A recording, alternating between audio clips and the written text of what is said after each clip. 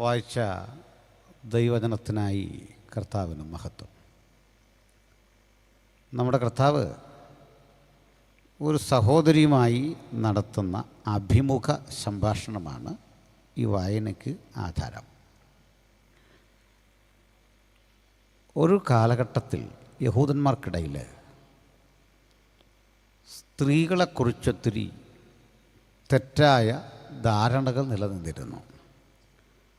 ഇന്നും മനുഷ്യ സമൂഹത്തിൽ ആ ധാരണയ്ക്ക് വലിയ വ്യത്യാസമില്ല.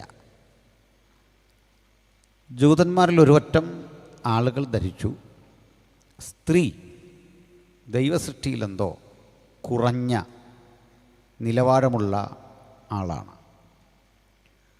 സ്ത്രീ എന്തോ ഒരബദ്ധധാരണയിൽ പിറവികൊണ്ട ഒരു ജന്മമാണ്. സ്ത്രീക്കൊട്ടേറെ പരിമിതികളോ കുറവുകളോ ഉണ്ട് എന്ന നിലയിൽ യഹൂദന്മാരിൽ ചില ആളുകൾ തെറ്റായി വിഷയത്തെ വ്യാഖ്യാനിച്ചു. അതിൽ പ്രമുഖർ പരീശന്മാർ എന്നറിയപ്പെടുന്ന ഒരു സമൂഹമാണ്. ഇതുകൊണ്ടാണ് ഒരു പരീശൻ പ്രാർത്ഥിക്കുമ്പോൾ പറയുന്നത്, ദൈവമേ, നീ എന്നെ ഒരു ചുങ്കക്കാരനോ പാപിയോ ഒരു സ്ത്രീയോ ആയി സൃഷ്ടിക്കാത്തത് കൊണ്ട് ഞാൻ നിന്നെ സ്തുതിക്കുന്നു. സ്ത്രീ എന്തൊക്കെയോ കുറവുകളുടെ പരിമിതികളുടെ ശൃംഖലനാണ്. ബൈബിൾ ഒരിക്കലും അങ്ങനെ പറയുന്നില്ല. ക്രിസ്തുയേശുവിൽ സ്ത്രീയെ കൂടാതെ പുരുഷനില്ല, പുരുഷനെ കൂടാതെ സ്ത്രീയില്ല. സമതുലിതമായ പരസ്പര ആശ്രയത്വത്തിൻ്റെ ഇണയും തുണയുമൊക്കെയായിട്ട് ദൈവം സ്ത്രീ പുരുഷ ദ്വന്ദ്ങ്ങളെ സൃഷ്ടിച്ചു. ഇതാണ് ബൈബിളിൻ്റെ വീക്ഷണം. ബൈബിൾ എവിടെയും പറയുന്നത് സ്ത്രീ പുരുഷന് കീഴടങ്ങിയിരിക്കാനും അല്ല. നിങ്ങളങ്ങനെ ചെയ്യാൻ വേണ്ട. അങ്ങനെ പാസ്റ്റർമാരൊക്കെ പ്രസംഗിച്ചെങ്കിൽ അത് കാര്യമായിട്ട് എടുക്കണ്ട. ശ്രീജിത്ത് വാസനെ ഗൗരവത്തിൽ നോക്കുന്നു. സ്ത്രീ പുരുഷന് കീഴടങ്ങുക എന്ന് ഉദ്ദേശിച്ചത് ഭാര്യ ഭർത്താവിന് കീഴടങ്ങുക എന്നാണ്. അല്ല, സ്ത്രീകളെല്ലാം പുരുഷന് കീഴടങ്ങണമെന്നില്ല. അങ്ങനൊരു വചനമില്ല. പിന്നെ ഒരു പുരുഷനെ കണ്ടാൽ അയാളെ ബഹുമാനിക്കും നല്ലത്. പുരുഷൻ മാത്രമല്ല, സ്ത്രീയും ബഹുമാനം അർഹിക്കുന്നു തിരിച്ച്. അവിടെ സ്ത്രീ കുറഞ്ഞ ഒരു കഥാപാത്രമാണ് എന്നൊരു ധാരണ. ഇനി മറ്റുള്ളവർ വെച്ച് പുലർത്തുന്നത് ഈ സ്ത്രീകൾ പുരുഷനെ കൊണ്ട് തെറ്റ് ചെയ്യിക്കുന്നു. അതുകൊണ്ട് സ്ത്രീ കൂടുതൽ സൂക്ഷിക്കണം. മാതാപിതാക്കളും ഇങ്ങനെ പറഞ്ഞു കൊടുക്കുന്നത്, നീ ഒരു പെണ്ണാണ്, അതുകൊണ്ട് ഒത്തിരി ശ്രദ്ധിക്കണം. ആണും ശ്രദ്ധിക്കണ്ടേ, പുരുഷനും ശ്രദ്ധിക്കണം. പെണ്ണിന് മാത്രം അങ്ങനെ ഒരു നിയമമുണ്ടോ? അങ്ങനൊന്നുമില്ല. സ്ത്രീ വസ്ത്രധാരണം ശ്രദ്ധിക്കണം, നടപ്പും നോട്ടവും എല്ലാം ശ്രദ്ധിക്കണം. അത് പുരുഷനും ബാധകമല്ലേ? അത് പുരുഷനും ബാധകമാണ്. പുരുഷൻ വസ്ത്രധാരണം ശ്രദ്ധിക്കണ്ടേ? എന്തിനാണ് ഇത്തരം നിയമങ്ങളെന്ന് നമുക്കറിയില്ല. ഞാൻ സംവാദ വേദിയിൽ കേട്ട പാസ്റ്റർ പറഞ്ഞല്ലോ അതേപ്പറ്റിയൊക്കെ ഒരല്പം. സ്ത്രീകളുടെ വസ്ത്രം അല്ലെങ്കിൽ ഈ സ്ത്രീയെ കാണുന്നത് പുരുഷന് വൈകാരികമായി ഒത്തിരി താല്പര്യങ്ങൾ ജനിപ്പിക്കും. അതുകൊണ്ട് സ്ത്രീ മൂടിക്കെട്ടി മുഖം മാത്രം അല്ലെങ്കിൽ കണ്ണ് മാത്രം പുറത്ത് കാട്ടി പോകണം. ഞാൻ സംവാദത്തിലൊരു എതിർകക്ഷിയോട് ചോദിച്ചാൽ എന്തിനാ സ്ത്രീ അല്ലാതെ കണ്ടാൽ അത് പുരുഷന് ഒത്തിരി പ്രശ്നം ഉണ്ടാക്കും, അതുകൊണ്ട് അങ്ങനെ പോകണം. ഞാൻ പറഞ്ഞ അങ്ങനെ എല്ലാ പുരുഷന്മാർക്കും എത്രയോ സ്ത്രീകളിതിലെ പോകുന്നു, ഒരു പ്രശ്നം കാര്യമായിട്ടുണ്ടാകാത്ത പുരുഷന്മാരും ഇല്ലേ? അദ്ദേഹം പറഞ്ഞ അങ്ങനല്ല, ഒരു പുരുഷനും ഒരു പ്രശ്നം സ്ത്രീ നിമിത്തം ഉണ്ടാവില്ല.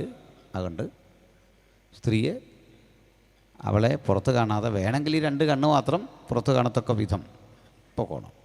ഞാൻ പറഞ്ഞ അതിലും നല്ലൊരു ഐഡിയ ഉണ്ട്. സ്ത്രീകളെ കാണുമ്പോൾ അങ്ങനെ പുരുഷൻ്റെ പ്രശ്നം ഉണ്ടെങ്കിൽ ഈ പുരുഷൻ കണ്ണങ്ങ് മൂടിക്കെട്ടിയാൽ മതി, എളുപ്പമില്ലേ? അയാളാണ് സൂക്ഷിക്കേണ്ടത്. കാരണം അതൊരു കോമൺ പ്രശ്നമല്ലല്ലോ, പുരുഷനും ഇല്ല അങ്ങനെ. പുരുഷൻ കണ്ണ് മൂടിക്കെട്ടിയ പ്രശ്നം തീർന്നു. അങ്ങനെ പ്രശ്നം അയാൾക്കുണ്ടെങ്കിൽ അയാൾ കണ്ണ് മൂടിക്കെട്ടുക.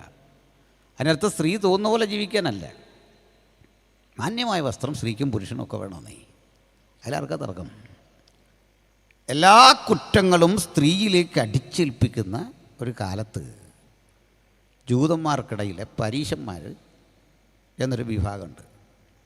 ഇവരൊത്തിരി പ്രകട വിശ്വാസികളാണ്. അവരൊരു കൂട്ടർ ചന്തസ്ഥലങ്ങളിൽ ചെന്നിട്ട് അവർ വാങ്ങുന്ന വസ്തുക്കൾക്ക് എണ്ണം പറഞ്ഞ് ദശാംശം കൊടുക്കും. പതാരം എന്ന മലയാളത്തിൽ, ജീരകം, ഇങ്ങനെയൊക്കെയുള്ള ചതകുപ്പ, ഇതിനൊക്കെ ഇതൊക്കെ വാങ്ങിയാൽ പോലും എണ്ണി എണ്ണി എണ്ണി ഒരു ജീരകം വാങ്ങിയിട്ട് എണ്ണുന്നവൻ്റെ മനസ്സെന്ന് ഓർത്തേ അതിങ്ങനെ എണ്ണുക. ഇവൻ ഉച്ചത്തിൽ എണ്ണുന്ന ഞാൻ കൊടുക്കുന്ന ആളാണ് എന്ന് കാണിക്കാൻ. അതുകൊണ്ട് ഇവരിലൊരാൾ കടയിൽ വന്നാൽ കടക്കാരന് വലിയ ശല്യമാണ്. കാരണം അടുത്തവൻ്റെ സെയിൽ നടക്കില്ല. ഇവൻ എണ്ണി എണ്ണി എണ്ണി 10ാമത്തെ മാറ്റി വെക്കും. ദൈവത്തിനാണ്. ചിലരുടെ സ്വഭാവം അത് മാത്രമായതുകൊണ്ട് ഇത്തരം ആൾക്കാരെ വിളിച്ചു എണ്ണമെടുക്കുന്ന പരീശൻ അഥവാ കൗണ്ടിങ് ഫാരസീസ്. ഗ്രൂപ്പ് ഓഫ് പീപ്പിളായിരുന്നു. വേറെ കൂട്ടർ പറഞ്ഞു സ്ത്രീകൾ മോശമാണ്, അതുകൊണ്ട് ഞാനിനി വഴിയിലൂടെ പോകണമെങ്കിൽ കണ്ണ് മൂടിക്കെട്ടിയുള്ളൂ. അയാൾ കണ്ണ് മൂടിക്കെട്ടി. അപ്പം നമുക്കതിൽ കംപ്ലയിൻ്റ് ഇല്ല. ഒരുത്തൻ കണ്ണ് മൂടിക്കെട്ടി വഴിയെ പോകുന്നതിന് നമുക്കെന്ത് തടസ്സം? അതിനെ പ്രോത്സാഹിപ്പിക്കണം. അത് നല്ല കാര്യം. അയാളല്ലേ കണ്ണ് മൂടി, അയാളുടെ കണ്ണ് അയാൾ മൂടിക്കെട്ടി. എന്നിട്ട് ഇവർ ഈ വളവുള്ള സ്ഥലങ്ങളിലൊക്കെ ചെന്ന് ശരീരം ഉരച്ച് ബ്ലഡൊക്കെ പുറത്തു വരും. ഈ ത്വക്കൊക്കെ പോകുമ്പോൾ ആളുകൾ ചോദിക്കും എന്ത് പറ്റി? എന്ത് ചെയ്യാനാ സാറേ, വഴിയല്ല സ്ത്രീകളാണ്, കണ്ണൂർ നമുക്ക് നടക്കാൻ പറ്റുമോ? സ്ത്രീ മോശമാണ്. അവരെ വിളിച്ചു ബ്ലൈൻഡ് ഫാരസീസ്, അന്ധനായ പരീശൻ. ഇനിയും ഒരു കൂട്ടരുണ്ട്. ആരും സ്ത്രീ മോശമല്ല, ഈ ലോകം തന്നെ മോശമാണ്. അതുകൊണ്ട് കഴിവതും ഭൂമിയിൽ അവർ കാല് കുത്തത്തില്ല. അവർ മരച്ചില്ലയിൽ കയറി പകലല്ല ഇരിക്കും. അവരെ വിളിച്ചു പില്ലർ ഫാരസീസ്, തൂൺ പരീശന്മാർ.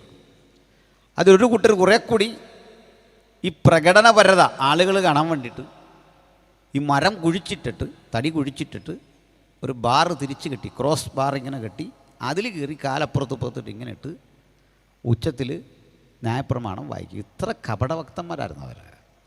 ഇതാണ് പരീശന്മാർ. അതുകൊണ്ട് ഇവർക്കിടയിൽ ഒരു ശൈലി ഉണ്ടായിരുന്നു.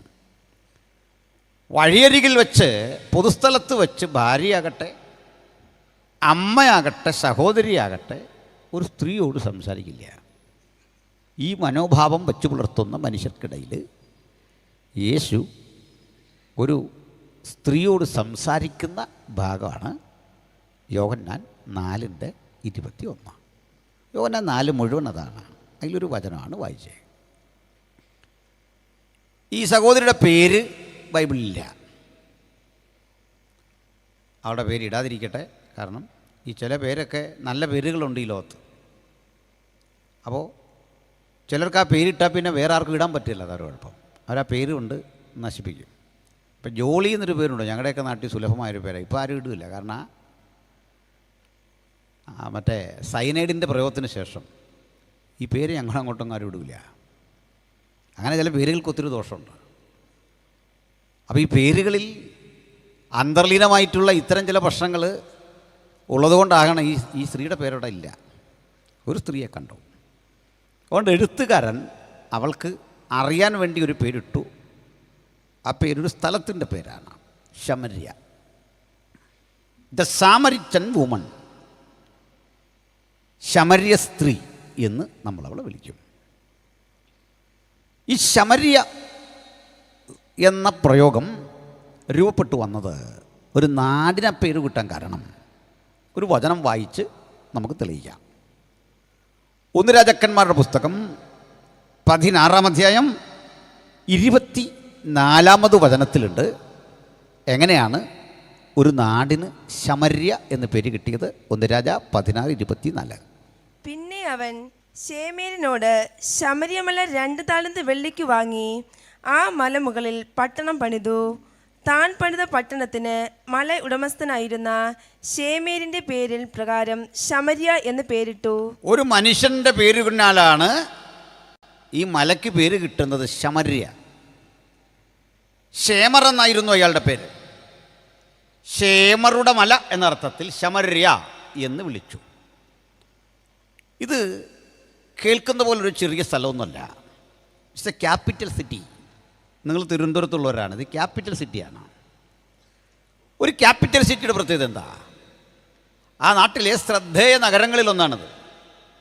നമ്മുടെ കേരളത്തിലെ ശ്രദ്ധേയങ്ങളായ പട്ടണങ്ങളിലോ നഗരങ്ങളിലോ പെടുത്താവുന്ന ഒന്നാണ്. കോർപ്പറേഷനാണല്ലോ നമ്മുടെ തിരുവനന്തപുരം. അപ്പോൾ ഇതേപോലെ ശ്രദ്ധേയമായ ഒരു നഗരം.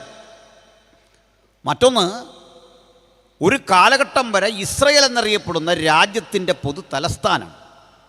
ഇതൊക്കെയായിരുന്നു ശമര്യ. രാജ്യം ഭരിച്ച ഒമ്രി എന്ന രാജാവ് ഷേമർ എന്ന മനുഷ്യൻ്റെ പക്കൽ നിന്ന് ഈ മല വിലയ്ക്ക് വാങ്ങി മനോഹരമായൊരു പട്ടണം അവിടെ പണിതിട്ട് ആ പട്ടണത്തിന് പേരിട്ടു ശമര്യ. എന്നാൽ ഇതിനു മുമ്പൊരു സംഭവം ഉണ്ടാകും. വിശാലമായ ഇസ്രായേൽ എന്നറിയപ്പെടുന്ന രാജ്യം രണ്ട് ഭൂമികയായി, രണ്ട് മേഖലകളായി വിഭജിക്കപ്പെട്ടു. ഇസ്രായേൽ മക്കളിലെ 12 ഗോത്രങ്ങളിൽ 2 ഗോത്രങ്ങൾ ചേർന്ന് ഒരു ചെറിയ നാട്ടുരാജ്യമുണ്ടായി. അതിൻ്റെ പേര് യഹൂദ്യ എന്നായിരുന്നു. ബാക്കി 10 ഗോത്രങ്ങളുടെ വാസഭൂമി ഇസ്രായേൽ എന്നും അറിയപ്പെട്ടു. മൊത്തത്തിൽ ഇസ്രായേൽ ആണെങ്കിലും ഇസ്രായേലിൽ യഹൂദ്യ കേന്ദ്രീകരിച്ച് ഒരു ചെറിയ മേഖല ഉണ്ടായി. 2 ഗോത്രങ്ങൾ അവിടെ ഉണ്ടായി, യഹൂദയും ബെഞ്ചമിനും. അപ്പുറത്ത് 10 ഗോത്രങ്ങൾ. പ്രബല രാജ്യം അതാണ്. ആ ഇസ്രായേലിൻ്റെ തലസ്ഥാനത്തിൻ്റെ പേരാണ് ശമര്യ. ആ ശമര്യക്ക് ഒരു ചരിത്രമുണ്ട്. രസാവഹമായ ഒരു ചരിത്രം, ചിന്താർഹമായ ഒരു ചരിത്രം. എന്താ അത്? യേശുവിൻ്റെ കാലത്തെത്തുമ്പോഴേക്കും ശമര്യയുടെ ക്യാപിറ്റൽ സിറ്റി എന്ന അംഗീകാരം പോയി. ആ നാടും നഗരവുമൊക്കെ അകപ്പാടെ മറ്റൊരു പരിസ്ഥിതിക്ക് വഴിമാറി. ഇവിടെ പാർത്തിരുന്ന മനുഷ്യരെ ഒരു പേരിനാൽ അറിയപ്പെട്ടു, ശമര്യർ. ഈ ശമര്യരും യഹൂദിയായിലെ യഹൂദന്മാരും അവരുടെ ബന്ധുക്കളായ ഗലീലിയായിലെ യഹൂദന്മാരും തമ്മിൽ സമ്പർക്കമില്ല. യഹൂദന്മാർ 2 വശത്തും കിടക്കുന്നു, നടുക്ക് ശമര്യർ കിടക്കുന്നു. ശമര്യരോട് സഹകരിക്കാത്തവണ്ണം അവർക്കിടയിലെ പ്രശ്നമെന്താ? നമ്മുടെ നാട്ടിൽ കേൾക്കുന്ന പോലെ കേവലമായ ഒരു വംശീയത, ഒരു വർഗീയത അല്ലെങ്കിൽ ജാതിബോധം എന്നതിനപ്പുറത്ത് അതിനൊരർത്ഥമുണ്ട്, വിശാലമായൊരർത്ഥം. ചില ആളുകൾ അത്തരത്തിൽ മാത്രം അതിനെ കാണാറുണ്ട്. എന്നാൽ അതിനപ്പുറത്ത് അതിനൊരർത്ഥമുണ്ട്. എന്താണത്? ഞാൻ പറഞ്ഞു, ശമരി എന്ന സ്ഥലം, ആ പേര് നിഷ്പാദിച്ചത് ഒരു മനുഷ്യൻ്റെ പേരിൽ നിന്ന്. രണ്ടാമത് പറഞ്ഞത്, ആ സ്ഥലത്തിനൊരു ചരിത്രമുണ്ട്. അത് വിഭജിക്കപ്പെട്ട് കിടക്കുന്ന ഇസ്രായേൽ എന്ന രാജ്യത്തിലെ പ്രധാനപ്പെട്ട മേഖലയുടെ ക്യാപിറ്റലാണ്. പുതിയ നിയമകാലം എത്തുമ്പോഴേക്കും ആ സ്ഥിതിക്ക് മാറ്റം വന്നു. അതിന്ന് ക്യാപിറ്റൽ സിറ്റി അല്ല. യഹൂദയും അവിടെ ഒരു രാജ്യമില്ല. ഈ രാജ്യമൊക്കെ റോമൻ ഭരണകൂടം ഒന്നിച്ചു വിഴുങ്ങിക്കൊണ്ട് അവരുടെ ആധിപത്യത്തിന് കീഴിലാക്കി ഗവർണർമാരെ നിയമിച്ച് ഭരണം നടത്തുന്ന കാലം. അപ്പോഴേ എന്തുകൊണ്ടാണ് ഈ ശമര്യർ എന്നറിയപ്പെടുന്ന ഒരു ജനതയെ ജൂതന്മാർ സഹകരണത്തിന് വിധേയരാക്കാത്തത്, അവരുടെ വിവാഹത്തിന് പോകാത്തത്, അവർക്ക് പെൺകുട്ടിയെ വിവാഹം കഴിച്ചു കൊടുക്കാത്തത്, അവരുടെ പെൺകുട്ടി എടുക്കാത്തത്? എന്താണ് കാരണം? ആ കാരണം നിലനിൽക്കെ സമ്പർക്കമില്ലാത്ത ആ നാട്ടിലൂടെ യേശു എന്തിന് കടന്നുപോയി? യേശുവിനെന്താണ് ആ പെൺകുട്ടിയോട് സംസാരിക്കാനുള്ളത്?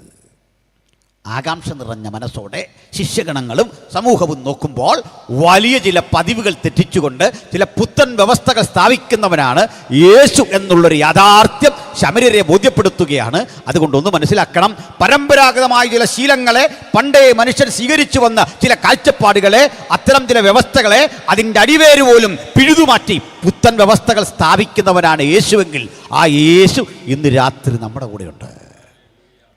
ചില പാരമ്പര്യ ചിന്തകളെ, ചില ധാരണകളെ കടപുഴകി പിഴുതുമാറ്റി തൻ്റെ പുത്തൻ കാഴ്ചപ്പാട്, വ്യത്യസ്ത കാഴ്ചപ്പാട്, ആ വെളിച്ചത്തിൽ മനുഷ്യരാശി നടന്നു കാരണം ഇന്ന് ആഗ്രഹിക്കുന്ന യേശു ഈ ശമര്യയിലേക്ക് വന്നു. ഇനി പറയാം, ശമര്യ നടുക്കാണ്, അങ്ങ് തെക്കാണ് യഹൂദ്യ, വടക്കാണ് ഗലീലിയ. നടുക്ക് കിടക്കുന്നൊരു സ്ഥലം. ഈ രണ്ടിടത്തും യഹൂദന്മാരാ. അതിൽ ഈ വടക്ക് ഗലീലിയ മേഖലയിലെ യഹൂദന്മാർ പാവങ്ങളാണ്. കാരണം അവർക്ക് ടൗണുമായി വരണമെങ്കിൽ, ടൗണിലേക്ക് വരണമെങ്കിൽ ഇവരുടെ നാട്ടിൽ കൂടെ വരണം. ഇതുവഴി പോകാൻ മനസ്സില്ല. ദീർഘദൂരത്തെ കുതിരപ്പടയുടെ ഉപയോഗിച്ചോ അല്ലെങ്കിൽ കഴുത ഉപയോഗിച്ചോ കാള ഉപയോഗിച്ചൊക്കെ ഉള്ള യാത്രയിൽ, ഈ നാട്ടിലൂടെയുള്ള യാത്രയിൽ ഭക്ഷണം തീർന്നാൽ ഇവിടുന്ന് വാങ്ങണം, ഇവരോട് വഴി ചോദിക്കണം, ഇവരോട് ഇടപഴകണം.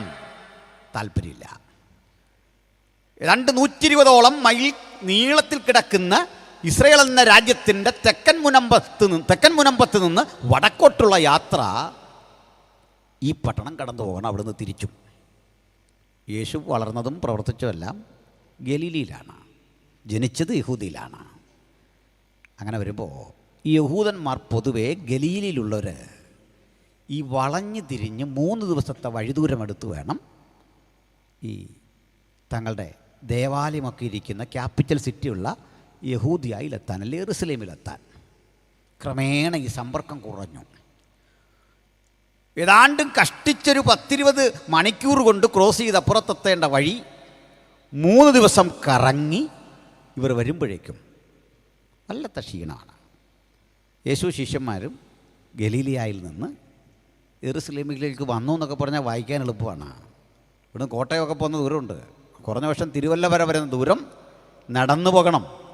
ആ ദൂരം 3 ദിവസത്തെ വഴി ദൂരമായി കറങ്ങി തിരിഞ്ഞു വരാനുള്ള ബുദ്ധിമുട്ട് നേരെ പോകുന്ന വഴിയാണ് പറയുന്നേ. ഇത്രയും ദുസ്സഹമായ യാത്ര നിലനിൽക്കുന്ന ഘട്ടത്തിൽ യേശു ഒരു ദിവസം നേരെ ഈ യഹൂദിയായിൽ നിന്ന് നേരെ വരിക, ഗലീലിയായിൽ നിന്ന് യഹൂദിയിലേക്ക് പോകാൻ നേരെ വന്ന യേശു കർത്താവ് ഇവരുടെ പ്രധാന പട്ടണമായ സുഖാർ എന്ന സ്ഥലത്തെത്തി. ആ സുഖാറിൽ നിന്ന് 2 ബോർഡ് കാണാം. ഒരു ബോർഡിൽ എഴുതിയിരിക്കുക 120 കിലോമീറ്റർ നേരെ വളഞ്ഞു പോയാൽ, മറ്റേ വഴിയിലുണ്ട് 70 കിലോമീറ്റർ നേരെ പോയാൽ 50 കിലോമീറ്റർ കൂടുതൽ നടക്കണം. സാധാരണ ആളുകൾ 50 കിലോമീറ്റർ ഉണ്ടെങ്കിലും വളയും, നേരെ പോകാൻ വയ്യ. ഈ ബോർഡിൻ്റെ മുമ്പിൽ വെച്ച് അങ്ങോട്ട് പോകണോ ഇങ്ങോട്ട് പോകണോ? യേശുവിന് അങ്ങനെ ആശങ്കയൊന്നുമില്ല. യേശു നേരെ പാദമെടുത്ത് വെച്ചപ്പോൾ പത്രോസിനും കൂടെ പോകാതിരിക്കാൻ വയ്യ, യോഹന്നാന് പോകാതിരിക്കാൻ വയ്യ, അന്ത്രയോസിന് പോകാതിരിക്കാൻ വയ്യ. കണ്ടു നിൽക്കുന്ന പരീശന്മാർ അമ്പരന്ന് നിൽക്കേ യേശു നേരെ ചെന്നു എന്ന് മാത്രമല്ല, തൊട്ടു മുമ്പിൽ അവർ മിണ്ടാത്ത, സഹകരണം പുലർത്താത്ത ഒരു സ്ത്രീ. ആ സ്ത്രീക്ക് ഒട്ടേറെ പരിമിതികളുടെ ചരിത്രമുണ്ട്. ആ സ്ത്രീയുടെ അരികിലേക്ക് ചെന്ന് അവളോട് വെള്ളം ചോദിക്കുക. അവൾ അമ്പരന്നു. ജീവിതത്തിൽ ആദ്യമായി ഒരു യഹൂദ പുരുഷൻ വെള്ളം ചോദിക്കുന്നു തന്നോട്. അവൾ പാരമ്പര്യങ്ങളെ കണക്ക് നിരത്തി പറയുക, നമുക്ക് തമ്മിൽ സമ്പർക്കമില്ല സാർ, അത് സാധ്യമല്ല. ഞാനൊരു ശമര്യക്കാരി, നീ ഒരു ജൂതൻ, നമുക്കിടയിൽ സംഭാഷണത്തിന് പോലും പരിമിതിയുണ്ട്, നമുക്കിടയിൽ സമ്പർക്കങ്ങൾക്ക് പരിമിതിയുണ്ട്. നിൻ്റെ അരികിലേക്ക് വരാൻ, നിനക്കെന്നോട് സംസാരിക്കാനും കഴിയാത്ത ഏതാണ്ട് 700 വർഷങ്ങളുടെ ചരിത്രം ഇവിടെ കിടക്കുന്നു. 700 അല്ല, 7 കോടി വർഷങ്ങളുടെ അകലമുണ്ടെങ്കിലും ഒറ്റ വാക്കിനാൽ തീർക്കാൻ കഴിയുന്ന യേശു ഇന്ന് നമ്മുടെ കൂടെ ഉണ്ടെങ്കിൽ അവന് അനുരഞ്ജനപ്പെടുത്താൻ കഴിയാത്ത ഒരു വിഷയവുമില്ല എന്ന് തിരിച്ചറിഞ്ഞ് വേണം ദൈവജനം ഇവിടം വിട്ടു പോകാൻ. ഞാൻ ശമരിയുടെ പേര് നിഷ്പാദിച്ച ചരിത്രം പറഞ്ഞു. അവശേഷിക്കുന്ന 1-2 കാര്യങ്ങൾ കൂടി പറയാം. എന്താ ഈ പ്രശ്നം? ഇവർ തമ്മിലുള്ള പ്രശ്നം എന്താ സംഭവിച്ചു ഇവർക്കിടയിൽ? ആ സംഭവത്തെ നമുക്കൊന്ന് വിശകലനം ചെയ്യാം. നമുക്കതുവഴി തന്നെ ഒന്ന് പോകാം. ഈ ചരിത്രം കുറേ കൂടി പിന്നിലേക്ക് ഇറങ്ങി പോകണം. 2ആയി വിഭജിക്കപ്പെട്ട് കിടക്കുന്ന ഇസ്രയേൽ എന്ന രാജ്യത്തിൽ പണ്ടത്തെ ചരിത്ര ഇവിടം ഇപ്പോൾ ഭരിച്ചുകൊണ്ടിരിക്കുന്നത് അന്ന് കർത്താവായ യേശുക്രിസ്തുവിനും 721 വർഷം മുമ്പ് ആണ് ഈ വിഭജനം നടക്കുന്നത്. അത് പിടിച്ചെടുത്ത ഒരു രാഷ്ട്രത്തിൻ്റെ പേര് അസീറിയ എന്നായിരുന്നു. ചുരുക്കി പറഞ്ഞാൽ 10 ഗോത്രങ്ങളെ അസീറിയ എന്ന് പറയുന്ന അന്നത്തെ വലിയൊരു സാമ്രാജ്യം വിഴുങ്ങി. നമ്മളുടെ ഡച്ചാധിപത്യത്തിൻ്റെ കീഴിൽ, ഫ്രഞ്ചുകാരുടെ കീഴിലൊക്കെ കഴിഞ്ഞ പോലെ ഈ 10 ഗോത്രങ്ങളെ അസീറിയക്കാർ വിഴുങ്ങി. ഇന്നിപ്പോൾ 10 ഗോത്രങ്ങൾ അസീറിയുടെ കീഴിലാണ്. ഈ 2 ഗോത്രം താഴെ കിടപ്പുണ്ട്. എന്തേ അവർ മാത്രം അവിടെ കിടക്കുന്നേ? കാരണമുണ്ട്. 10 ഗോത്രങ്ങളെ വിഴുങ്ങിയ അസീറിയൻ ഭരണകൂടം അപ്പുറത്ത് തെക്ക് കിടക്കുന്ന യഹൂദിയിലേക്ക് അന്ന് കണ്ണുപായിച്ചില്ല. ഈ പ്രബല രാജ്യത്തെ പിടിച്ചെടുത്തു. ഇനിയൊരു പ്രശ്നമുണ്ട്. എന്താണെന്നറിയണ്ടേ?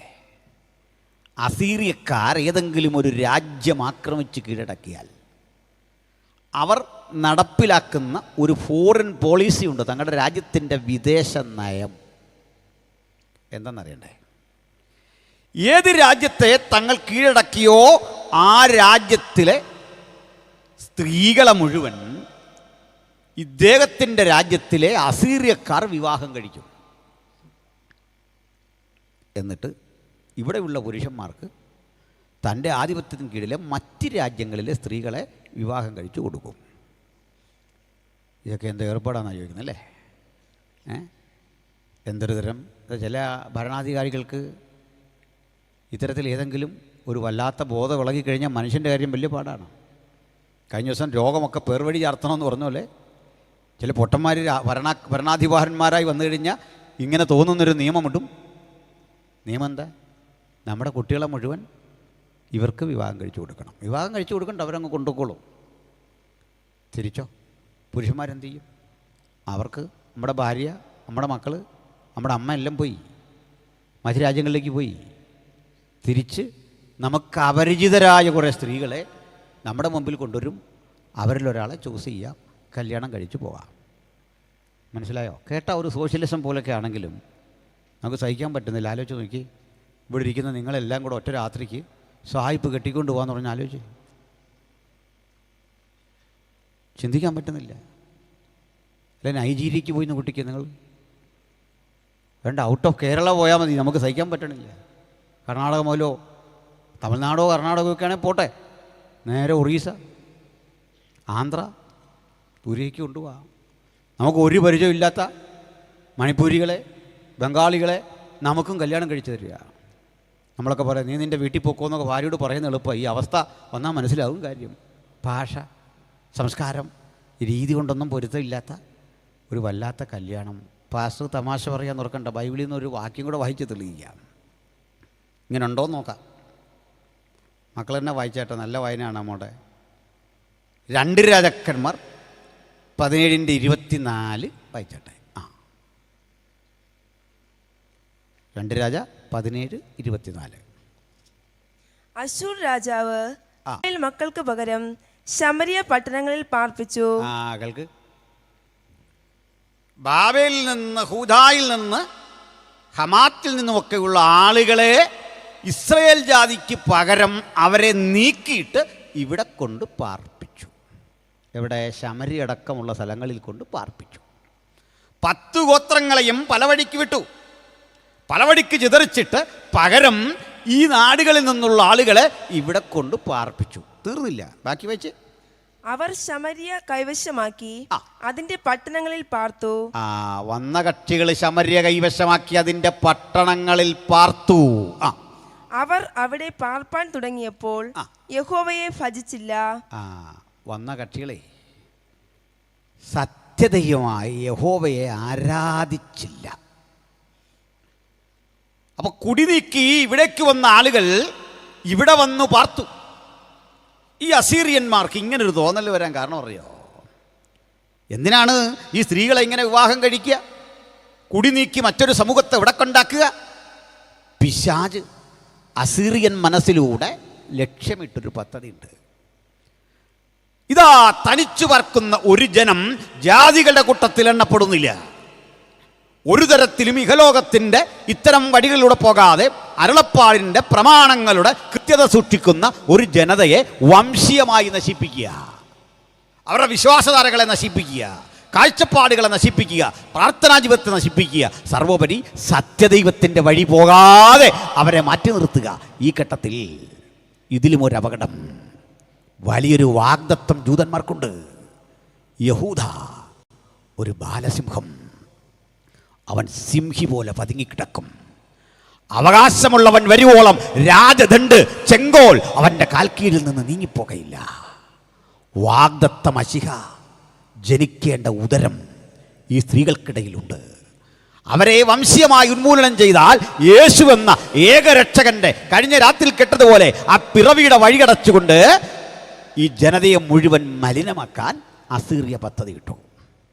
പക്ഷെ അസീറിയൻ പദ്ധതി രൂപപ്പെടുന്നതിന് മുമ്പ് യഹൂദ എന്ന ഒരു ഗോത്രത്തെയും ബെന്യാമീനെയും രണ്ടാക്കി വിഭജിച്ച് നേരെ ഈ 2 ഗോത്രങ്ങളെ ഇക്കരയിട്ടിരുന്നു.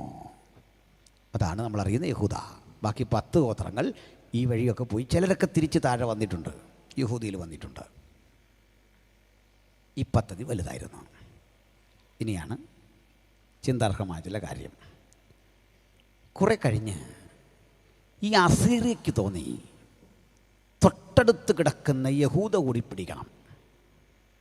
അത് അപകടമാണ്. കാരണം യേശു ജനിക്കേണ്ട ഉദരങ്ങൾ പരിശുദ്ധമായി അന്നും അവിടെ സൂക്ഷിക്കപ്പെട്ടിരിക്കുക.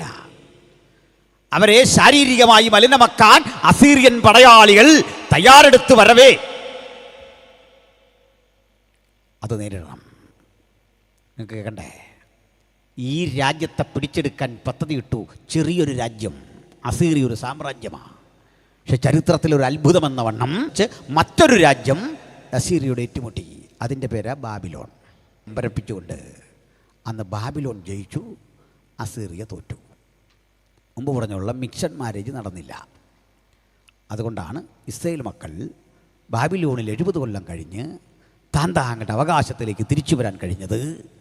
ഇങ്ങനെ ഇടപഴകാതെ ജീവിച്ചതുകൊണ്ട് ഒരു ചെറിയ ജനത ഇടപഴകാതെ 12 ഗോത്രങ്ങളിലെയും ചെറിയൊരു ജനത ഇടപഴകാതെ സൂക്ഷിച്ചു. മഹാഭൂരിപക്ഷം വരുന്ന മനുഷ്യൻ നാട്ടുനടപ്പ് അന്നത്തെ നിയമമനുസരിച്ച് അസീറിയൻ ആധിപത്യത്തിൻ്റെ കീഴിൽ ജീവിച്ച്, എന്നാൽ അസീറിയക്കാർ ഇവിടെ കൊണ്ട് പാർപ്പിച്ച മനുഷ്യർ, ശമര്യയുടെ പട്ടണങ്ങളിൽ കൊണ്ട് പാർപ്പിച്ച മനുഷ്യരെന്ത് ചെയ്തു എന്ന് താഴേക്കുള്ള വചനം ശ്രദ്ധിച്ചു വായിക്കണം. അപ്പോൾ പിടികിട്ടും. വായിക്കാം.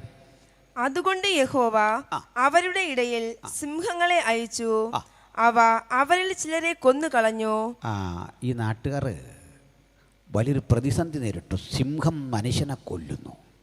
പിന്നെ അപ്പോൾ അവർ അശ്ശൂർ രാജാവിനെ അറിയിച്ചത്, നീ കുടി നീക്കി ശമരിയ പട്ടണങ്ങളിൽ പാർപ്പിച്ച ജാതികൾ ആ ദേശത്തിലെ ദൈവത്തിന്റെ മാർഗം അറിയായക കൊണ്ട് അവൻ അവരുടെ ഇടയിൽ സിംഹങ്ങളെ അയച്ചു. അവർ ആ ദേശത്തിലെ ദൈവത്തിന്റെ മാർഗം അറിയായകയാൽ അവ അവരെ കൊന്നുകളഞ്ഞു.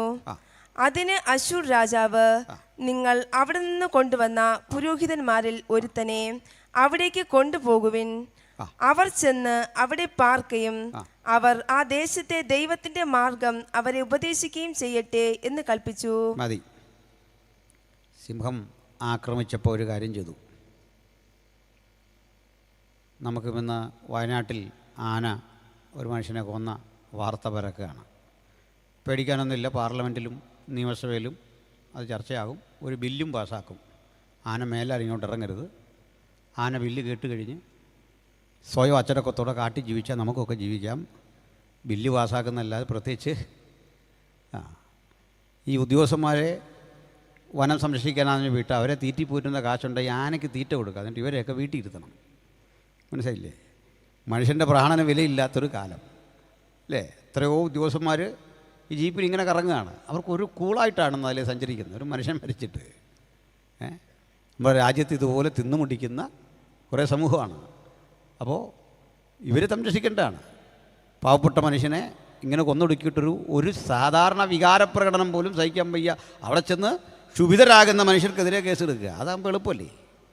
ഇതേ അവസ്ഥ ഉണ്ടായപ്പോൾ ശമര്യക്കാർ അവിടെ വന്ന മനുഷ്യർ സിംഹം കൊന്നുകളയുന്നു എന്നറിഞ്ഞപ്പോൾ പറഞ്ഞു. ഇതിന് കാരണമുണ്ടേ. അവർ കണ്ടെത്തിയ കാരണമാണ്. ഇവിടെ പണ്ട് ദൈവത്തെ ആരാധിച്ച സിനഗോഗുകളുണ്ടായിരുന്നു. അതൊക്കെ പൂട്ടിക്കിടക്കുക. പകരം ഈ വന്നവർ ഇവിടെ കൊണ്ട് നട്ട 5ഓളം ഇടങ്ങളിൽ നിന്ന് കൊണ്ടുവന്ന് സ്ഥാപിച്ച 5 തരം ആരാധനാരീതികളും ബിംബങ്ങളും ആരാധനാ കാഴ്ചപ്പാടുകളുമുണ്ട്. ഇവർ സത്യദൈവത്തെ അറിയുന്നില്ല. അപ്പോൾ അശ്ശൂർ രാജാവ് പറഞ്ഞു, അത് പ്രശ്നമില്ല. നിങ്ങൾ അന്ന് ഇവർക്ക് ഇടയിൽ നിന്ന് പിടിച്ച പുരോഹിതന്മാരുണ്ടല്ലോ, അറസ്റ്റ് ചെയ്ത് നമ്മൾ കൊണ്ടാകട്ടെ, ഇവരിലൊരുത്തനെ കൊണ്ടുപോകാം. അവൻ പോയിട്ട് ഈ ദൈവത്തിൻ്റെ വഴി എന്താ, അതിൻ്റെ ആരാധന എന്താ, അതിൻ്റെ ശൈലി എന്താ, അത് സാമാന്യ ജനത്തെ പഠിപ്പിക്കട്ടെ. പ്രശ്നം തീർന്നു. ഇതുവരെ ഈ രാജാവ് എന്ത് ചെയ്യണം? അങ്ങനെ കൊട്ടാരത്തിൽ നിന്ന് ഫീസും കൊടുത്ത് പഠിപ്പിക്കാൻ വിട്ട മാഷ് ഇവിടെ വന്ന് പ്രത്യേകിച്ചൊരു പഠിപ്പിലും നടത്താതെ യഹോവയുടെ നാമം ഇതിനിടയിലും കൊണ്ടുവന്ന് സ്ഥാപിച്ചു. ഇവിടെ പറ്റിയൊക്കെ 5 ജാതീയ കുടിയിരിപ്പുകൾക്കൊപ്പം സിനഗോഗ് കൂടി തുറന്നിട്ട് 6ാമതൊരാളായി യഹോവയെ സ്ഥാപിച്ചു. ആരാധന തുടങ്ങി. അങ്ങനെയല്ല, നമ്മൾ പാട്ടുപാടല്ലോ, യഹോവേ ദേവന്മാരിൽ നിനക്ക് തുല്യനാർ, അവന് തുല്യനായി ഒരുവനുമില്ല. അവിടുന്ന് പ്രപഞ്ചനാഥനാണ്, സകലത്തിനും കാരണഭൂതനാണ്, താൻ മാത്രം അമർത്യതയുള്ളവനാണ്. അടുത്തുകൂടാത്ത വെളിച്ചത്തിൽ ശിക്ഷതവാശിയ കൈകളാൽ ശുശ്രൂഷ ആവശ്യമില്ലാത്തവൻ, പ്രപഞ്ചനാഥനെ, ഉലകത്തിൻ്റെ കാരണഭൂതനെ, ഒരു വാക്കിൽ ഈ പ്രപഞ്ചത്തെ സൃഷ്ടിച്ചവനെ ഒരു സിനഗോഗിൻ്റെ ഉള്ളിൽ ചുരുക്കിയിട്ട് ബാക്കി 5 കുടിയിരിപ്പുകളെയും അനുവദിച്ചുകൊണ്ട് അങ്ങനെ യഹോവയുടെ നാമം ഈ 5 + 1 അങ്ങനെ 6-1 ചുരുങ്ങി. ഗുണത്തെക്കാളധികം ദോഷമാണത്. നമുക്ക് മതസൗഹാർദ്ദമില്ലാഞ്ഞിട്ടല്ല, എല്ലാ മനുഷ്യരെയും ബഹുമാനിക്കുന്നു, സ്നേഹിക്കുന്നു. മനുഷ്യ സൗഹാർദ്ദമാണ് വേണ്ടത്. അടിസ്ഥാനപരമായി ഏതൊരു മതസ്ഥൻ്റെയും ആരാധനയും സങ്കല്പങ്ങളും അവർക്ക് വിലപിടിപ്പുള്ളതാണ്. അതൊന്നും ആക്ഷേപത്തിന് വിധേയമല്ല. പക്ഷെ ഞങ്ങൾക്ക് വ്യത്യസ്തമായൊരു കാഴ്ചപ്പാടുണ്ട്. ആ കാഴ്ചപ്പാടിന് വേണ്ടി നിൽക്കാനും നമ്മൾ തയ്യാറാവണം. അത് മറ്റൊന്നല്ല, മീതെ സ്വർഗത്തിലെങ്കിലും താഴെ ഭൂമിയിലെങ്കിലും യാതൊന്നിൻ്റെയും ബിംബത്തെ അരുത്, ഞാനല്ലാതെ അന്യദൈവം നിനക്കുണ്ടാകരുത്. ഇത് നമ്മുടെ കൽപ്പനയല്ല, സത്യസന്ധനായ ദൈവത്തിൻ്റെ കൽപ്പനയാണ്. ആ കൽപ്പനയ്ക്ക് വേണ്ടി ജീവിക്കാൻ വിധിക്കപ്പെട്ട നമുക്ക് യാതൊരു ബിംബത്തെയും വണങ്ങാൻ അധികാരമില്ല. യാതൊരു ബിംബത്തിൻ്റെയും മുമ്പിൽ തലകുമ്പിടാൻ അനുവാദമില്ല. അത് പ്രാണൻ പോകേണ്ടി വന്നാലും, ഞങ്ങളെ സൃഷ്ടിച്ച ദൈവത്തിന് ഞങ്ങളെ രക്ഷിക്കാൻ കഴിഞ്ഞാലും ഇല്ലെങ്കിലും നീ നിർത്തിയ ബിംബത്തെ ഞങ്ങൾ നമസ്കരിക്കുകയില്ല എന്ന നിലപാട് പ്രഖ്യാപനമാണ് ക്രിസ്ത്യാനിറ്റി. അന്തസ്സും ആഭിജാത്യവും കാത്തു സൂക്ഷിക്കാൻ ബാധ്യസ്ഥനായ പുരോഹിതൻ അതിന് തയ്യാറാക്കാതെ അയാൾ ഉപദേശത്തിൽ മായം കലർത്തി. അയാൾ തുറന്നു പറഞ്ഞില്ല, കുടിയിരിപ്പുകൾ നീക്കിയില്ല. അങ്ങനെ ഈ ആളുകൾക്ക് ഇതൊക്കെ ഇവിടെ നിലനിൽക്കുക. മറ്റൊരു പ്രശ്നം, അസീറിയ തോറ്റും പോയി. അസീറിയ തോറ്റപ്പോൾ ദൂരത്ത് പോയ, പിടിക്കപ്പെട്ടൊക്കെ പോയ, തടവിലാക്കപ്പെട്ട ആ ശമരിയിൽ നിന്ന് പോയ യഹൂദന്മാരുടെ പുതിയ തലമുറ പതുക്കെ മടങ്ങിയെത്തി. അവരൊരു പോയല്ലോ, നാട്ടിലേക്ക് എത്തി. ഒരു പ്രശ്നമുണ്ട്. ഈ മടങ്ങി വന്നവൻ്റെ ഒരു പ്രശ്നം, ഒന്നുകിൽ അവൻ്റെ അപ്പൻ യഹൂദൻ, അമ്മ മറ്റൊരു സ്ത്രീ.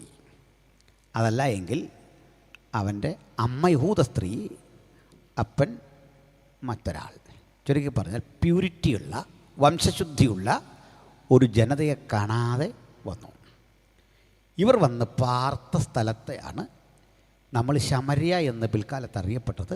ചുരുക്കി പറഞ്ഞാൽ ശമര്യൻ എന്ന പ്രയോഗം കേട്ടാൽ ഓർത്തുകൊള്ളണം, ഇതിൻ്റെ ഒരു ലൈൻ ജൂത സമൂഹത്തിൻ്റെതാണ്, മറ്റൊന്ന് ഏതോ മറ്റൊരു സമൂഹത്തിലെ ആളാണ്. 2 തരം ജനിതക സ്വഭാവമുള്ള, 2 തരം ആരാധന രീതിയുള്ള, 2 തരം സംസ്കാരമുള്ള ഒരു സമൂഹത്തിൽ നിന്ന് രൂപപ്പെട്ടു വന്ന ഒരു സങ്കരജാതിയാണ് ശമര്യ.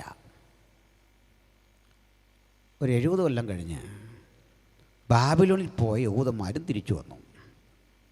ദാനിയേലൊക്കെ പോയല്ലോ, അതിൽ ചിലർ 70-ാം വർഷത്തിന് ശേഷം തിരിച്ചു വന്നു. വ്യത്യാസമുണ്ടായി. അവർ പോയിടത്ത ബിംബത്തെ വന്നിച്ചില്ല. അവർ നെബൂഖദ്നേസറിൻ്റെ ആരാധന രീതികളുടെ കൂടിയില്ല. നെബൂഖദ്നേസറിൻ്റെ ഭക്ഷണം കഴിച്ചില്ല. നെബൂഖദ്നേസർ വെച്ചു വിളമ്പിയ ആ വിരുന്ന് സൽക്കാരങ്ങളുടെ ഭാഗമാകാതെ വിശുദ്ധിക്ക് വേണ്ടി തങ്ങൾ അറിഞ്ഞ ഉപദേശത്തിന് വേണ്ടി പാർത്തു. ഇവിടെ വന്നവരെ ഒരു വാർത്ത നെഹെമ്യാവൻ അറിയിച്ചു. സാർ, താങ്കൾ ഈ രാജധാനിയിൽ നല്ലൊരു സ്ഥാനത്തിരിക്കുക, സംശുദ്ധി നശിപ്പിക്കുക. നെഹെമ്യാവ് കരഞ്ഞുകൊണ്ട് ഒരു മതിൽ കെട്ടുന്ന രംഗം നമ്മൾ ആ പുസ്തകത്തിൽ കണ്ടു. നെഹെമ്യാവ് മതിൽപ്പണി നടത്തിക്കൊണ്ടിരിക്കെ നമ്മൾ കണ്ടു, ഇതിൻ്റെ കൂടെ കൂടി ഈ മതിൽപ്പണി വേഗത്തിലാക്കാൻ കുറേ സാമ്പത്തിക സഹായമായിട്ട് 2 പേര് വന്നു. നല്ല ലക്ഷ്യമാണ്. ഒരുത്തൻ്റെ പേര് സൻബല്ലത്ത്, അറിയാം നിങ്ങൾക്ക്. ഇനി ഒരുത്തൻ തോബിയ. നമ്മളാണെങ്കിൽ പറയാം, വളരെ നാളത്തെ പ്രാർത്ഥനയുടെ ഫലമായിട്ടായി മതിലൊന്ന് കെട്ടാൻ ആഗ്രഹിച്ചപ്പോൾ ഞങ്ങളൊന്നും ചോദിക്കാതെ രാവിലെ കൊണ്ട് ക്യാഷുമായിട്ട് നിൽക്കുന്നു. നെഹെമ്യ അടിമുടി നോക്കി, നീ എവിടുത്തുകാരൻ? സൻബല്ലത്ത്, തോബിയ. അടിസ്ഥാനപരമായി വേരുകൾ പരിശോധിച്ചങ്ങോട്ട് ചെന്നപ്പോൾ നെഹെമ്യ അവന് മനസ്സിലായി, ആള് ശമര്യനാ. നെഹെമ്യ പറഞ്ഞു, ഫണ്ട് കൈവച്ചോ, ഇവിടെ വേണ്ട, ഈ പേര് പറഞ്ഞ് കറങ്ങണ്ട, ഇവിടേക്ക് നിങ്ങൾക്ക് പ്രവേശനമില്ല. ഞങ്ങളെ അസീറിയൻ രാജാവിൻ്റെ വാളിൻ്റെ വായ്ത്തലയ്ക്ക് മുമ്പിൽ നിന്ന് ബാബിലോന്യ രാജാവിൻ്റെ ഭീഷണികളെ വകവയ്ക്കാതെയും കഷ്ടതയുള്ള പ്രാപിച്ചെടുത്ത വാഗ്ദത്തങ്ങളെ സമ്പത്തിൻ്റെ മുമ്പിൽ അടിയറവ് വയ്ക്കാൻ മനസ്സില്ലാതെ നിന്റെ പണം കയ്യിലിരിക്കട്ടെ. വിശുദ്ധന്മാർക്കൊരിക്കലായി വരമേൽപ്പിച്ച അതിവിശുദ്ധ വിശ്വാസത്തിൻ്റെ ശ്രേഷ്ഠതയ്ക്ക് വേണ്ടി നിലകൊള്ളാൻ കഴിയുന്ന ഒരു സമൂഹത്തിൻ്റെ ഭാഗമായി നെഹെമ്യാവ് നിന്നു. സൻബല്ലത്തും തോബിയാവും കുറേ ഭീഷണിയൊക്കെ നടത്തി, ഒത്തിരി സ്ട്രാറ്റജി പദ്ധതികളൊക്കെ ഇട്ടു, എല്ലാം പാളി. നിങ്ങൾക്കറിയാം, എന്നാൽ ഇവർ വെറുതെ ഇരുന്നില്ല. ഇവരെ ഒരു പുതിയ പദ്ധതി ആവിഷ്കരിച്ചു. പഞ്ചഗ്രന്ഥങ്ങളെന്ന് നാം വിളിക്കുന്ന മോശയുടെ ന്യായപ്രമാണമില്ലേ, ഈ ന്യായപ്രമാണ പുസ്തകം അവരും സ്വന്തമാക്കി. ഇവിടെ പറയാൻ തുടങ്ങി, ഞങ്ങളാണ് യഥാർത്ഥം, ഞങ്ങളാണ് ശരി യാത്ര ചെയ്യുന്നവർ. ആ പഞ്ചഗ്രന്ഥത്തിൽ അവർ ചില തിരുത്തലുകൾ വരുത്തി. ആ തിരുത്തലുകളാണ് രസവഹം. ഒന്നാമത്തെ തിരുത്ത് അവർ പറഞ്ഞു, വിശ്വാസികളുടെ പിതാവ് അബ്രഹാം അല്ല. ഞാൻ പറഞ്ഞല്ല, ശമര്യർ പറഞ്ഞു. പിന്നെ ആരാ? യാക്കോബാണ്. ഓ, അത്രയും കാര്യമല്ലോ, ആയിക്കോട്ടെ. രണ്ടാമത്തെ തിരുത്ത്, അബ്രഹാം ഇസഹാക്കിനെ യാഗം കഴിച്ചത് മോറിയ മലയിലല്ല. പിന്നെ എവിടെയാ? ശമരിയിലൊരു മലയുണ്ട്, ഗരസി, അതിൻ്റെ മുകളിലാണ്. അതുകൊണ്ടും തീർന്നില്ല. മൂന്നാമതൊരു കഥ കൂടി മെനഞ്ഞു. ഈ ഇവരുടെ നാടിൻ്റെ പ്രവേശന കവാടത്തിലൊരു സ്ഥലമുണ്ട്, സുക്കാർ. ആ സുക്കാറിലൊരു കിണറുണ്ട്.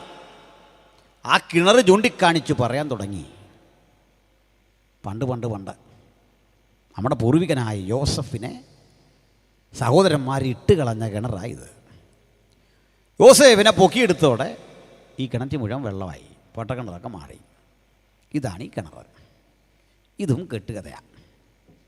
3 തരം കെട്ടുകഥകൾ കൊണ്ട് യാഥാർത്ഥ്യമല്ല.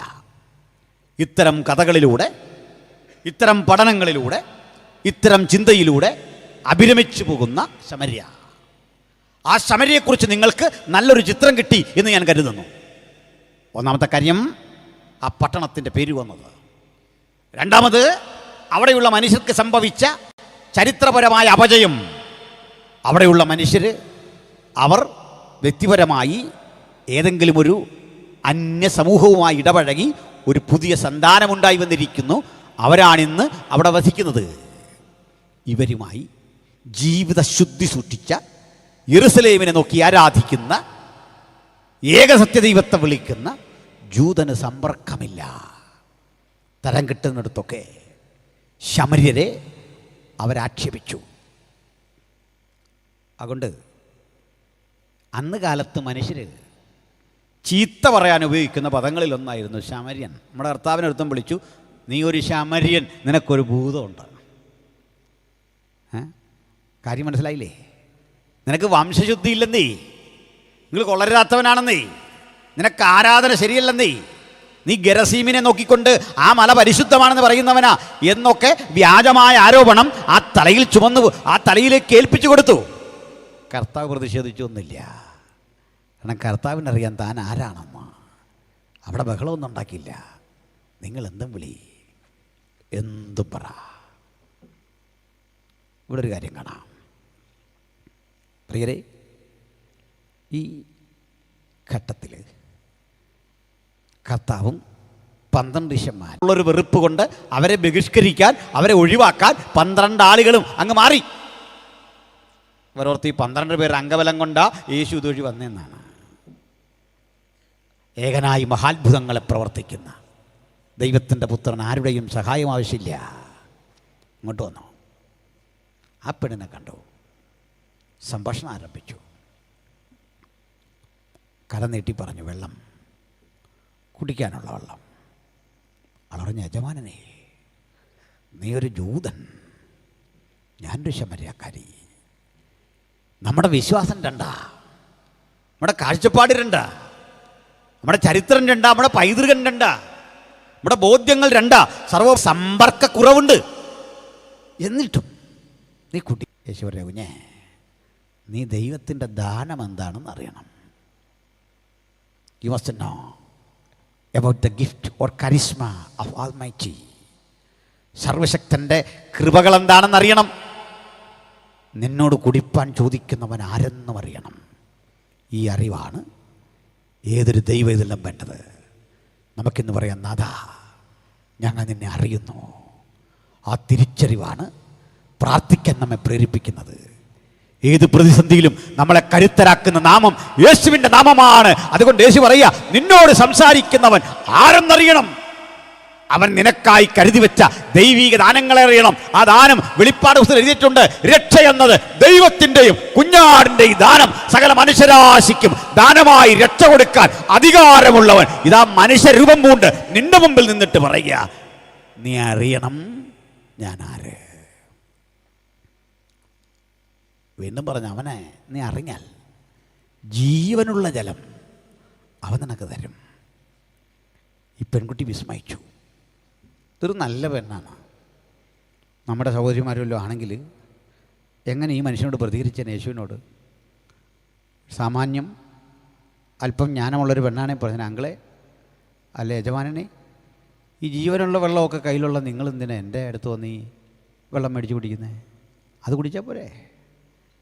ഇങ്ങനെങ്കിലും പറഞ്ഞാൽ പെണ്ണിക്കാം. പക്ഷെ അവൾക്ക് യേശുവിൻ്റെ വാക്കിൻ്റെ ആ വാക്കുകളിലെ മർമ്മം, അതിൻ്റെ സ്പന്ദനം ഹൃദയത്തിൽ തട്ടി, ഉള്ളത്തിൽ ഇടപെട്ടു. ആ വചനം ആൾ പറയാ, യജമാനനെ ജീവനുള്ള വെള്ളോ നിൻ്റെ പക്കലോ? ഞങ്ങളുടെ പിതാവായ യാക്കോബിനേക്കാൾ നീ വലിയ ആളാണോ? കാരണം ഈ കിണർ തന്നത് യാക്കോബാണ്. യേശു കഥയൊന്നും തിരുത്താൻ പോയില്ല. സംഭാഷണം പുരോഗതി പ്രാപിച്ച് ഇങ്ങോട്ട് വരിക. വരുമ്പോൾ പറയാ, നീ യാക്കോബിനേക്കാൾ വലിയവനോ എന്ന് ചോദിച്ച അടുത്ത ഘട്ടം പറയുക, നിനക്ക് വെള്ളമൊക്കെ തരാം. പക്ഷെ ഒരു കാര്യമുണ്ട്, പോയിട്ട് എൻ്റെ ഭർത്താവിനെ കൂട്ടി വാ, അപ്പം തരാം. അപ്പോൾ ആൾ പറഞ്ഞു, യജമാനെ എനിക്ക് ഭർത്താവില്ല.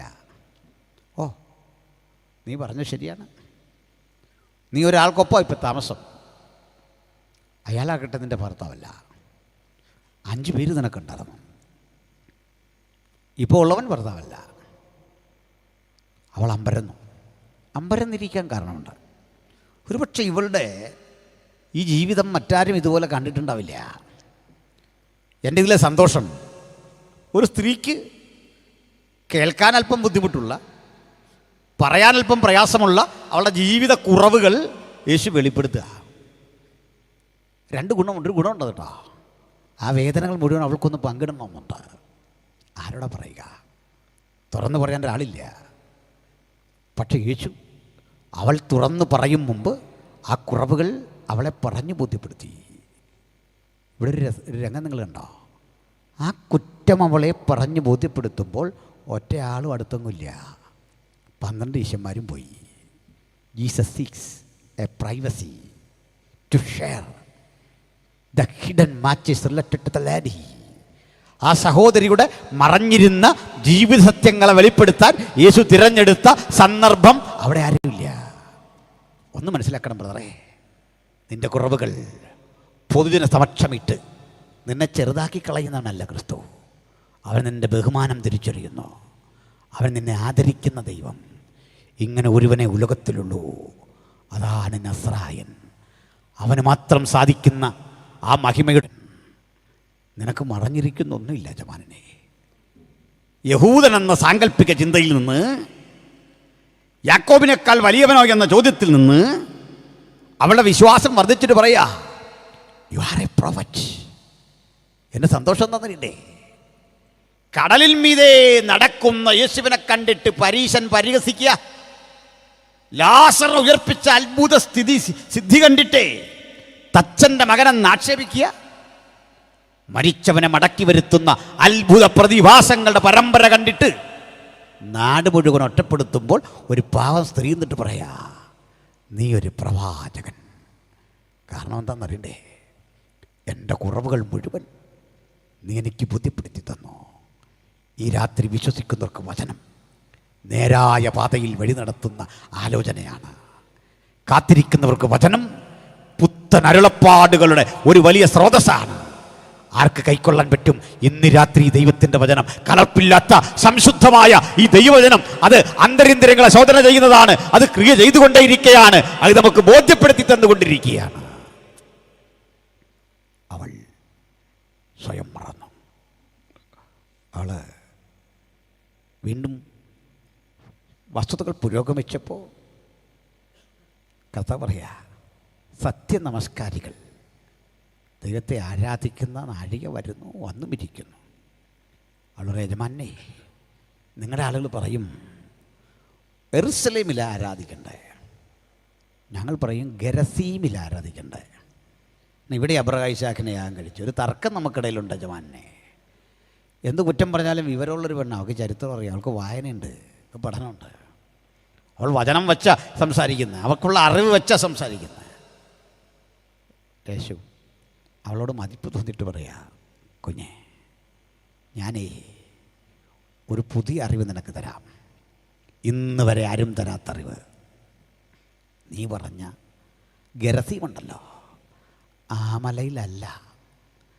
രണ്ടാമത് നീ പറഞ്ഞ യെരുശലേം ഉണ്ടല്ലോ, അവിടെയല്ല. ഇതെന്തു തരം യഹൂദൻ? യെരുശലേമിൻ്റെ പൈതൃക ബോധത്തിൽ എവിടെയോ തളച്ചിട്ടിരുന്ന ആരാധനാ സങ്കല്പങ്ങളെ അവിടുന്ന് പുറത്തെടുക്കാൻ വെമ്പുന്ന ക്രിസ്തു യെരുശലേം ദേവാലയത്തിൽ ചാട്ടവാറുമായിട്ടൊരു ദിവസം കിടക്കും. എൻ്റെ പിതാവിൻ്റെ ആലയത്തെ കള്ളന്മാരുടെ ഗുഹയാക്കി തീർത്തു എന്ന് പറഞ്ഞ് അതിനകത്ത് നിന്ന് ആളുകളെ ആട്ടിപ്പായിക്കും. സത്യദൈവത്തെ ഒരിക്കൽ സ്തുതിച്ച ദൈവത്തിൻ്റെ തേജസ് ഇറങ്ങി വന്ന മനോഹര ദൈവാലയം ഇങ്ങനെ വഴിമാറുന്നു. അത് മുൻകൂട്ടി കണ്ടവൻ പറയുക, സത്യനമസ്കാരികൾ പിതാവിനെ ആരാധിക്കുന്നത് ആ മലയിലല്ല, ജെറുസലേമിലല്ല. ഇത് രണ്ടുമല്ലാത്ത ഒരാലയം ഞാൻ നിനക്ക് വെളിപ്പെടുത്തി തരാം. ദൈവം ആത്മാവാകുന്നു. God is spirit. If anyone wanted to worship him, let him worship him in spirit and truth. ആർക്കെങ്കിലും അവനെ ആരാധിക്കണമെന്നുണ്ടോ, ആത്മാവിൽ അവനെ ആരാധിക്കണം. ആത്മാവിൻ്റെ പങ്കിടൽ അവന് നൽകണം. കൈകൊണ്ട് കൊടുക്കുന്ന സ്വത്തകാഴ്ച കാണിക്കുകയല്ല ആരാധന. ആലയത്തിൽ വന്നിരിക്കുമ്പോൾ സംഭവിക്കുന്ന ശബ്ദ മാന്ത്രികത്വമല്ല ആരാധന. പ്രസംഗകൻ പ്രസംഗിക്കുമ്പോൾ കേൾക്കുന്ന വാക്കുകളിൽ നിന്ന് ഉൾക്കൊള്ളുന്ന ഊർജത്തിൻ്റെ ആ സന്തോഷത്താലുണ്ടാകുന്ന ആവേശമല്ല ആരാധന. പാട്ടുകാർ പാടുമ്പോൾ നമുക്കുണ്ടാകുന്ന ആനന്ദനിർഭരമായ ഒരാഘോഷമല്ല ആരാധന. സത്യനമസ്കാരികൾ പിതാവിനെ ആത്മാവിൽ സത്യത്തിൽ ആരാധിക്കണം. ഈ ആരാധന കൂടാതെ ഒരാളെങ്കിലും അകത്തോ പുറത്തോ ദൈവത്തിൻ്റെ വചനം കേൾക്കുന്നെങ്കിൽ നമുക്കിന്ന് രാത്രി പറയാം, സത്യേക ദൈവമേ, അങ്ങയുടെ മുമ്പിലേ ഞങ്ങൾ കുമ്പിടൂ, അങ്ങയുടെ മുമ്പിലേ ഞങ്ങൾ തലകുനിക്കൂ, അങ്ങയുടെ മുമ്പിലേ ഞങ്ങൾ ദൈവമഹത്വം എന്ന നിലയിൽ ആരാധന അർപ്പിക്കൂ. മറ്റെവിടെയുമല്ല ആരാധന, മറ്റൊരുവനിലുമല്ല ആരാധന. ആരാധനയ്ക്ക് യോഗ്യൻ ഒരുവൻ ഒരുവൻ ഒരുവൻ മാത്രം, ആ മഹാദൈവപുത്രനെ ഈ രാത്രി ഉയർത്തിക്കാട്ടിക്കൊണ്ട് ഞങ്ങൾ ഒരേ സ്വരത്തിൽ പറയട്ടെ, മറ്റൊരുത്തലും രക്ഷയില്ല. നാം രക്ഷിക്കപ്പെടാൻ ആകാശത്തിന് കീഴിൽ മനുഷ്യരുടെ ഇടയിൽ നൽകപ്പെട്ട ഏക സത്യനാമം കർത്താവായ യേശുക്രിസ്തുവിൻ്റെ അതുല്യനാമം. അപ്പോൾ പ്രിയരേ, ഈ തൻ്റെ മഹത്വത്തിൻ്റെ വിളംബര പ്രഖ്യാപനം യേശു നിർവഹിക്കുക.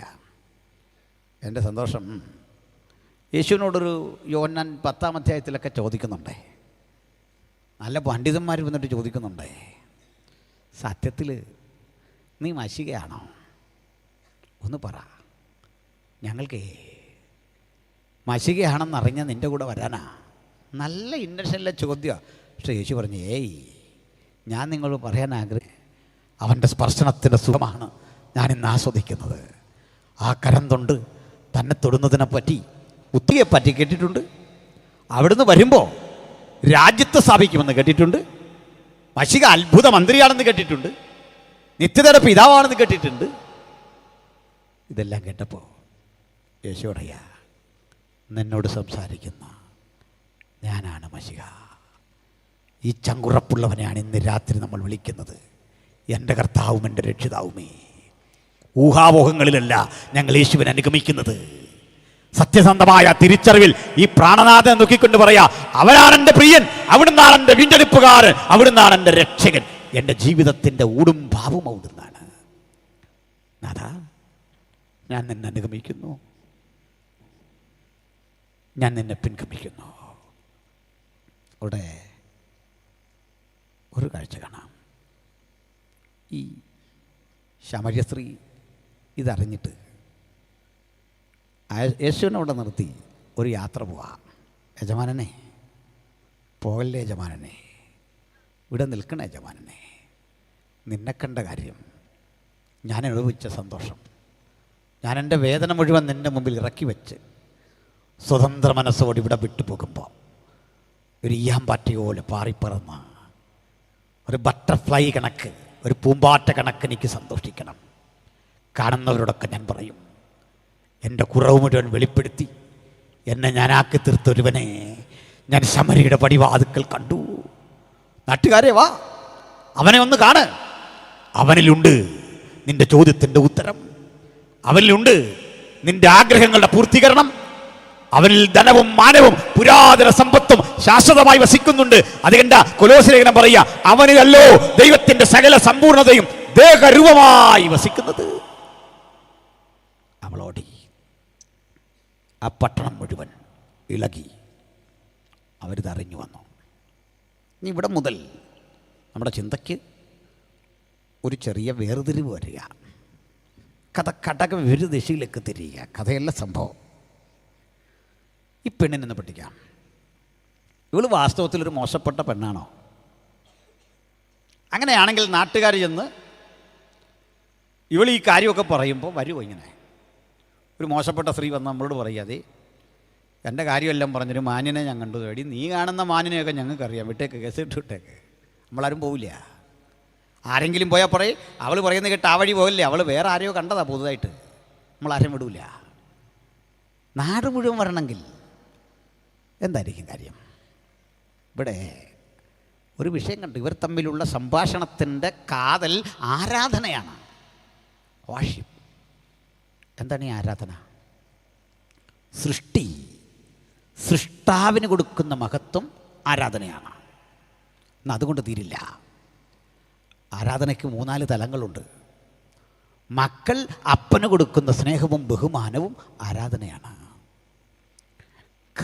കാന്തന് കൊടുക്കുന്ന സ്നേഹം ആരാധനയാണ്.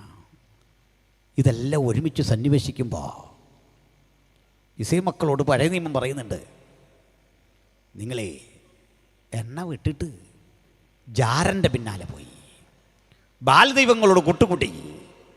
ഇസ്രായേലേ, ഞാനായിരുന്നു നിൻ്റെ കാന്തൻ. ഹോശേയ പ്രവചനത്തിലെ ഉള്ളടക്കമൊക്കെ അതാ. നീ എണ്ണ വിട്ട് ജാരന് പിന്നാലെ കൂടി. ഞാനല്ലാതെ അന്യദൈവം നിനക്കുണ്ടാകരുത്, നീ വഴിവിട്ടുപോയി. അങ്ങനെയെങ്കിൽ നിങ്ങൾ ശമരിയിലേക്ക് നോക്കുക. ഈ പെണ്ണിൻ്റെ പേരവിടെ ഇല്ല. ഈ പെണ്ണ് ശമര്യാ ജീവിതത്തിൻ്റെ ഒരു നേർചിത്രമാണ്. എന്തായിരിക്കുന്നു ഒരു ശമര്യക്കാരൻ? അതിൻ്റെ നേർചിത്രം എന്താ? ഒരു ശമര്യക്കാരൻ, അവൻ 5 വീത കുടിയിരിപ്പുകൾ, ഇവിടെ വായിച്ച വചനമുണ്ട്, അവിടുന്നൊക്കെ കൊണ്ടുവന്ന് നട്ടുവച്ച ബിംബങ്ങളുണ്ട്, സ്തംഭങ്ങളുണ്ട്, വിഗ്രഹങ്ങളുണ്ട്, ആരാധനാമൂർത്തികളുണ്ട്, കുലദേവതമാരുണ്ട്. ഇവരെയൊക്കെ കണ്ട് വർഷിപ്പ് ചെയ്യുന്ന പ്രധാനപ്പെട്ട 5 കേന്ദ്രങ്ങൾ. അതെ, 6ാമതൊരുവനെ ദൈവമായി കണ്ടു യഹോവ. അല്ലയോ ശമര്യരേ, നീ 5 പേരെ വരിച്ചു, നിന്റെ കാന്തനായി. ഇപ്പോഴും ഒരാളെ സ്വീകരിച്ചു, അവനും ഭർത്താവല്ല. ഇത്തരത്തിൽ രൂപകാർത്ഥം നിറഞ്ഞിരിക്കുന്ന ഒരു ചിന്താശകലം ഇതിൻ്റെ ഉള്ളിൽ അന്തർഭവിച്ചിട്ടുണ്ട്. സംസാരിക്കുക.